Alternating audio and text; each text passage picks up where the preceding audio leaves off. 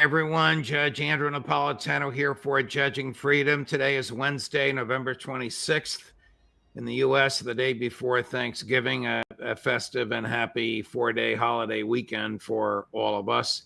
Phil Giraldi joins us now. Phil, a pleasure. No matter what we talk about, Phil, it's a pleasure, and welcome here, my dear friend. Jonathan Pollard, convicted spy, you have argued did more damage as a spy than any other person who ever spied on the United States government in the history of the country. What did he do? And why was he just embraced by the United States ambassador to Israel at the embassy in Jerusalem? Well, that's two questions that are quite divergent. Right. What he actually did was he did more damage to the security. Bear in mind that when all of this was taking place, it was during the Cold War, so it was not exactly out of context in terms of what was going on and what the security situation was for the U.S. And Pollard basically stole more top secrets, more information that would enable an adversary actually to break the entire U.S. Intelligence system. In other words, giving them all the tools that basically will enable you to get into U.S. intelligence collection as it was being collected. So that's what he gave them, and he gave give us a little background. Is he an American? Was he an American and Israeli citizen? Was he an employee of the Navy or the Defense Department? Yeah. Well, he was an American citizen, a Jewish American. His father was, in fact, a professor at Notre Dame University, and Pollard went eventually in 1972 to Stanford, where he studied political science. But he was always a Zionist, and he was closely attached to Israel, and his family used to visit there, and so on and so forth. But what eventually happened was he basically used his contacts in the Israeli embassy, the intelligence contacts, and sold himself when he was working as an analyst for United States Navy. So he got all this information that he eventually passed on to them because he was working there, and he did it for money. He was given a monthly salary. There was an arrangement for him to have a Swiss bank account. They paid for him to have trips to Europe and that sort of thing. So he did it for money. He was eventually caught, and this was like in 1985, and convicted. By 87, he was in prison, and he stayed in prison till 2015. After that, he essentially was released, but he was on a special parole where he was not allowed to leave the United States. And that was enforced, and he had no passport, so on and so forth. And then in 2021, this was towards the end of Donald Trump's first term in office, he had this restriction lifted, and he went immediately to Israel, which he referred to as his home, and on a special private plane owned by Miriam Adelson, whom we know about as the major Jewish Israeli donor to the Republican Party. And since then, he's been basically, in a lot of ways, bad-mouthing the U.S. And at one point, he even said that if the U.S. attempted to stop this was when Biden was president, he said if the U.S. attempted to stop the genocide in Gaza, he would recommend that Israel nuke the United States. So that's the kind of guy he was. And here he was in a secret meeting with the U.S. ambassador, Michael Huckabee. And this is what the story is about. Why would Huckabee embrace a convicted felon who stole more secrets of a national security nature than anybody else in the history of the country? Well, he would do it because Huckabee I'm, I hesitate to say this, is much more pro-Israel in his heart and in his mind than he is for his responsibilities as a U.S. ambassador. He doesn't even understand that a U.S. ambassador exists to advance the interests of his country and to advance Americans if they get in trouble in Israel. And he's not interested in any of that. He's interested in promoting Israel, and he's one of the gang like Senator Ted Cruz, who says that there would not even be a United States of America if we didn't have the path that was, made for us by Israel, by the Jewish state in the ancient world. And so that's where his head's at. Is he one of these people? It's hard to say this with a straight face, who believes that God the Father gave Israel to Benjamin Netanyahu's predecessors, and it's now Netanyahu's to expand as he sees fit? Yeah, that's exactly what he thinks. And that's exactly what he says. And he said basically that Israel consists of the chosen people. Of course, you always have to look for the word chosen. That tells you where the head is. And the chosen in this case is people who were chosen by God back 2 millennia ago, even though their religious texts don't go back that far. And they were chosen by God. And since then, it's all been, people persecuting them for various reasons. And they are the godly ones. And these are the ones who we have to follow. We have to cherish them. We have to do everything they want. And if they go out to kill a few thousand or even more than that, a couple million people called Palestinians, that's fine. So what is the nature of what he stole? Well, like I say, the most sensitive, there was an after action report done by the Pentagon and also by the intelligence community itemizing what he had stolen. And as I say, the most critical stuff, this was, they determined or they judged that he had done terrifying damage to the United States in terms of what he stole and what he shared. Some of which he shared with Israel, and some of which Israel shared with Cold War adversaries, China and Russia. So this did tremendous damage. It enabled the Russians and the Chinese and the Israelis to read what the United States was learning about other countries in the world that were adversaries. It enabled them to do things to make U.S. foreign policy not work. And so it was like a multi-phase thing. You get all this information, you go through all the information, and the information empowers you to do all sorts of things against your adversaries. And in this case, the United States was the one that suffered from this process because of all the material that was stolen and then passed on. And how is he treated and how was he greeted in Israel? When he arrived in Israel on his special jet plane provided by the Adelsons, he was treated like a hero. He was met at the airport by our good old friend Benjamin Netanyahu. And my article has a picture of the two of them shaking hands and grinning at each other. And he became a hero. There's a street in Tel Aviv named after him, and he's a totally slimy individual. Apart from what I've already said, he's kind of placed himself in Israel as a hero, and he's exploited that to a large extent to get benefits and to basically get things out of the system for him.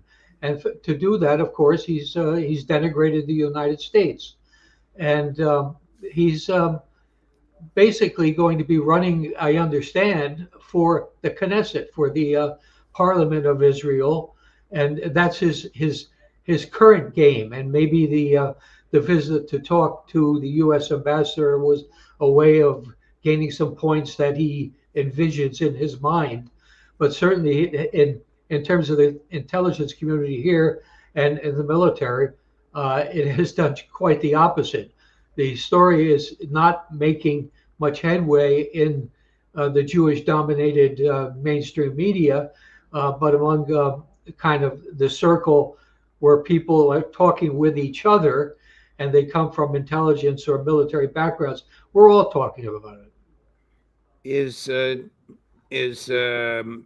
Huckabee in trouble with Trump for embracing a convicted spy in the U.S. Embassy? Well, of course, Trump embraces Israel without any restrictions and has done so in both his terms of office. So he sees the world and sees things and sees Israel pretty much the same way that Huckabee does. But he denies, or rather his spokesman denies that even though they admit that they were not informed of this meeting, they insist that there are no hard feelings and it was all okay and all is forgiven. Well, the Netanyahu regime must actually laugh at the United States behind our back. They slaughtered 34 soldiers on the USS Liberty. They have stolen our most valuable secrets. They have made the thief of those secrets a national hero, and still we give them billions a year. Yeah, that's one of the truly horrific aspects of it. They have enough control over Congress in particular to get this cash flowing on a regular basis. They get from an agreement with Obama that was about 8 years ago, I think. They get 3.8 billion on October 1st every year. That's the start of the fiscal year for the government. They get it cash and they get it into their account, 3.8 billion. But it doesn't end there. Over the last 2 years since we've had this situation in Gaza going on, they have actually gotten over 20 billion from the United States government. And that does not even include a lot of the tax breaks that donors get when they claim to be giving gifts that are educational or thereabouts to Israel. These things are all tax write-offs going from many of the Jewish billionaires. So they get a ton of money that comes in as a regular flow. They are now negotiating with the Trump administration to increase the time period for this cash flow to 20 years, and they're looking for more money, not just the 3.8 billion. They believe they're worth more money than that. So what does the United States get in return for these billions? We get to go to war with places like Iran that don't threaten us. We get to get the reputation in the world and the UN, where in all international bodies, for being after Israel, probably the most disgraceful country in the world for what we do and how we do it. We watch people. We arrange ceasefires with Israel, and then watch as Israel immediately breaks the ceasefire and starts killing people, and we don't say anything. So in the past week, the IDF has killed 100 civilians in Gaza. It has bombed a residential neighborhood in Damascus, supposedly to kill Hamas leaders. It has refused the permission of an American surgeon to enter Gaza to perform vital reconstructive surgery on children. He's had to hire an Israeli lawyer to sue the government, and the government is dragging their feet while these children die. This Witkoff-Kushner so-called ceasefire triumphed by Trump and sanctioned by the UN is a farce. It's a deception. It's a fraud. Yeah, no, absolutely. I mean, some of the aspects of it are so bizarre, it's almost impossible to imagine that it came out of the mind of any human being. Of course, with Woodcock and Kushner, you maybe make an exception to that. But the fact is that they have Israel, the Israeli army is still in possession of, I've seen two figures, 53% or 58% of Gaza. They have not withdrawn, which was part of the agreement. They have certainly not disarmed. And there's talk now, of course, about the U.S. building a base, a military base at a cost of $500 million, which will be, I've seen the wording is adjacent to Gaza. Now, whether that means it's in the Israeli territory or in the next to the what will hopefully be some Palestinian territory, or a combination of the two. It's not clear, and it's not clear who will be manning it. So it's a very strange thing. Plus, now there was an article today how they're going to be building a compound inside the Israeli occupied area of Gaza, and they're going to allow some Palestinian refugees to live in tents there. And they had a picture of what it would look like. And so I was wondering, what kind of arrangement is this? You have refugees living in tents in an area that's occupied by a hostile army, which has the full-time agenda of killing all of you. So this is kind of what's coming out of the mind of Donald Trump and his associates. As we speak, these same two gentlemen, the builder from New York and the son-in-law developer from New Jersey, are on their way to Moscow to negotiate with the president of Russia. I don't know how you again, you can't make this up. How can he and Sergei Lavrov possibly take these two characters seriously? Well, he doesn't, but I think both Putin and Lavrov are polite, and they understand what they're up against. They understand what Trump is all about. Trump and this whole team he's pulled together, they wouldn't know how to spell the word diplomacy, and it's a tragedy for our country, and it's about time that there's a wake-up call for what's going on here, because we are going to be, in the end, the ones who pay the price for this, who suffer for this. We have this defense budget now, which is over $1 trillion, plus all the extras on top of that, which bring it up to almost $2 trillion.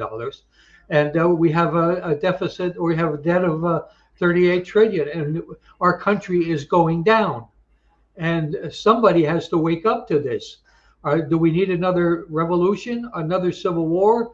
I hope not. But this is a tragedy in making, and it just gets worse and worse and worse.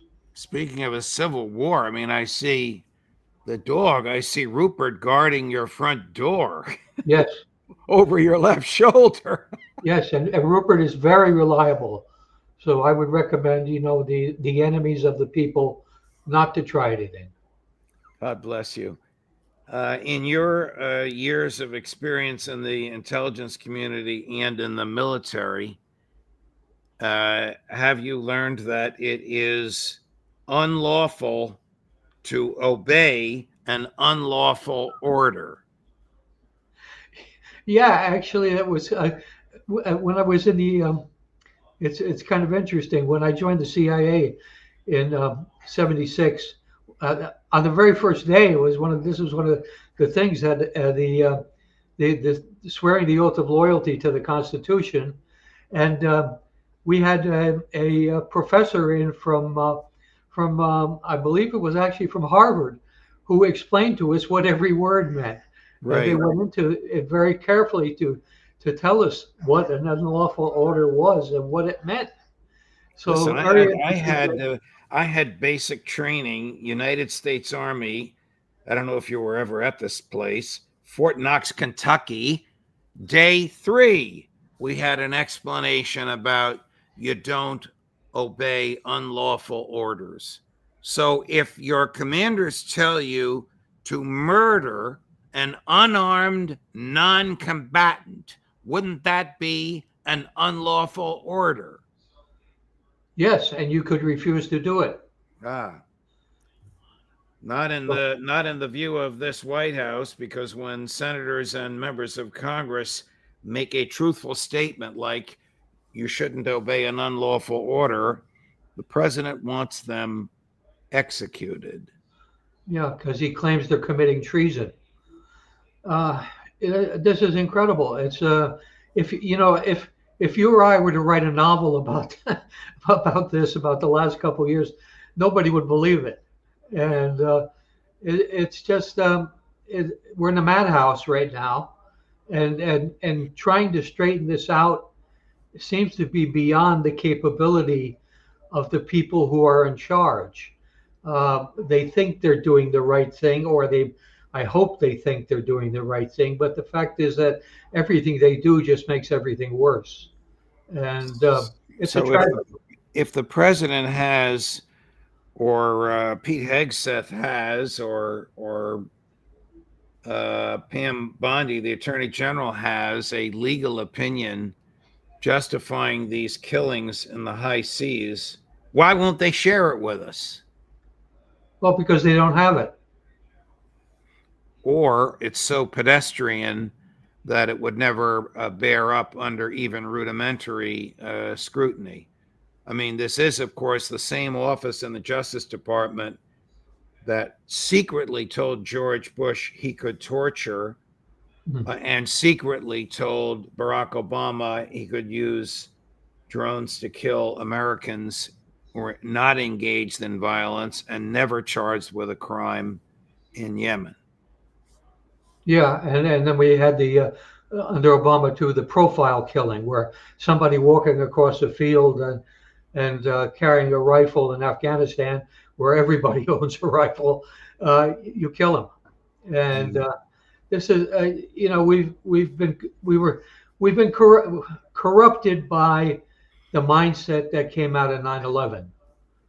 And of course, since in my mindset, Israel had something to do with 9/11. So, the circle keeps closing around here. And we have lots of people that we are saying are our best friends and our closest allies and this, that, and the other thing. And they turn out to be anything but that. They are our biggest enemies, and they're doing the most damage to us. Yes. Why does the United States persist in this behavior? Because of the influence of the Zionist donor class on the government.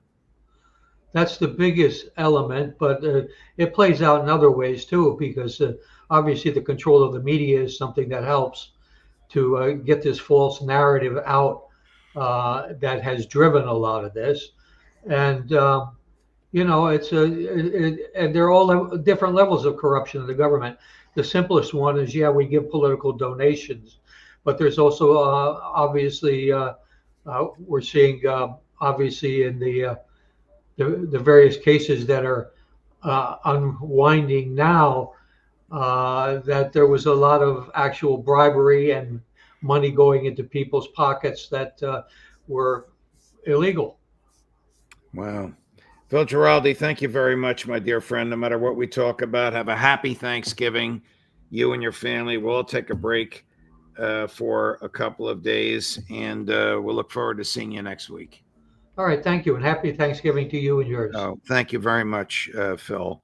On Thanksgiving Day, which is tomorrow, we will be running a Colonel Douglas McGregor marathon, the best of Colonel McGregor. That's 8 hours of Colonel Douglas McGregor starting at 10 o'clock in the morning Eastern time. And on Monday, a special joint edition of Zero Hedge and Judging Freedom, a debate between Dinesh D'Souza and Dave Smith, yours truly as the moderator.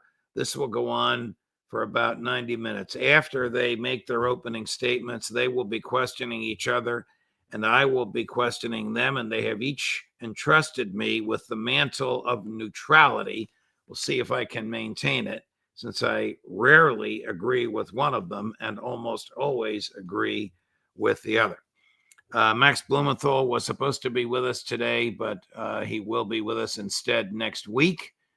Coming up at the end of our long day today, 4 o'clock, who else? Professor John Mearsheimer, Judge Napolitano for Judging Freedom.